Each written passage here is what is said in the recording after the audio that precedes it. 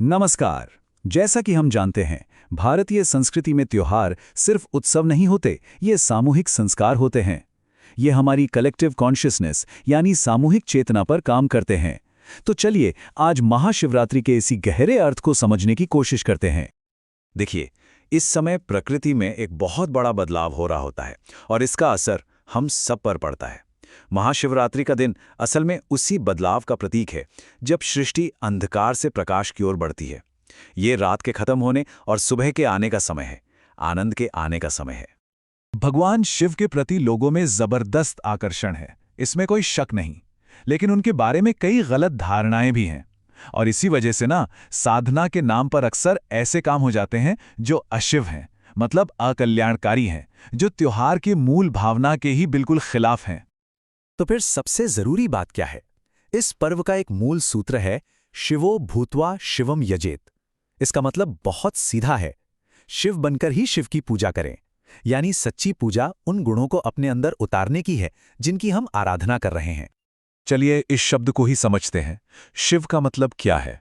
इसका मूल अर्थ ही है शुभ, भला या कल्याण। ये वो सिद्धांत है जो पूरे ब्रह्मांड के लिए अच्छा है, शुभ है। और इसी सिद्धांत का जो एक्टिव फॉर्म है वो है शंकर।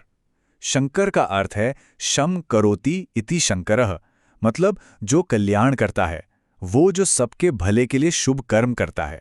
तो कह सकते हैं कि शिव एक विचार हैं और शंकर उस विचार का एक्शन। तो चलिए अब इसमें थोड़ा और गहरा उतरते हैं।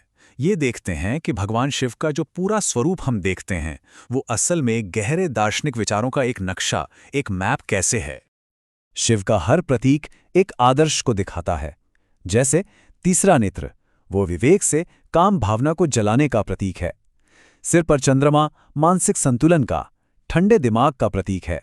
जटाओं से बहती गंगा ज्ञान के निरंतर प्रवाह का। और उनके गण, देखिए उसमें देवता भी हैं और भूत पिशाच भी। ये हमें सिखाता है कि एक अच्छे काम के लिए समाज के हर वर्ग को, ऊंच नीच सबको साथ लेकर चलना चाहिए। तो ये तो हुई दर्शन की बात। अब सवाल उठता है कि इस दर्शन को प्रैक्टिस में कैसे लाएं?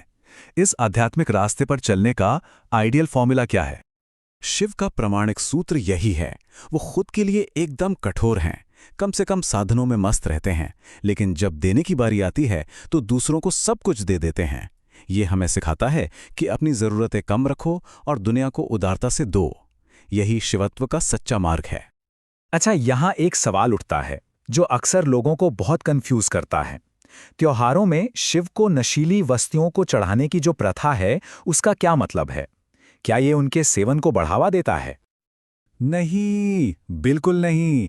असल में ये एक बहुत ही गहरा सिंबॉलिक काम है। देखिए, मादक पदार्थों का नशा करना अकल्याणकारी है, लेकिन उन्हीं चीजों में औषधीय गुण भी हो सकते हैं। तो शिव को कुछ चढ़ाने का अर्थ है उसके अशिव यानी हानिकारक, व्यसन और नशे वाले रूप को त्याग देना और ये संकल्प लेना कि हम उसके केवल शिव यानी शुभ और औषधीय गुणों का ही उपयोग करेंगे। और यही बात हमें महाशिवरात्रि के सबसे जरूरी और सबसे प्रैक्टिकल हिस्से पर लाती है, और वो है व्यक्तिगत परिवर्तन के लिए एक औपचारिक व्रत या संकल्प लेना। ये संकल्प लेने से पहले एक पल के लिए आत्मचिंतन करना बहुत जरूरी है। अपने अंदर की किसी एक ऐसी कमी या बुरी आदत के बारे में सोचना जिसे बदलने की सच में इच्छा हो। ये प्रक्रिया बहुत ही सरल है। इसके बस 3 स्टेप हैं। सबसे पहले अपनी उस एक कमी को पहचानना है, फिर प्रतीकात्मक रूप से उसके बुरे, हानिकारक पहलू को शिव को समर्पित कर देना है, और अंत में ये संकल्प लेना है कि उस ऊर्जा को अब बदलकर सिर्फ शुभ कामों के लिए इस्तेमाल किया जाएगा। और इसी संकल्प के दौरान इस मंत्र का उपयोग किया जाता है।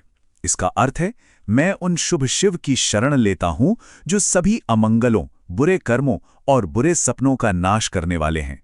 यह अमंगल को त्यागने और मंगल को अपनाने की एक प्रार्थना है। तो अंत में हम उसी मूल सूत्र पर वापस आते हैं जो इस पूरी चर्चा का सार है।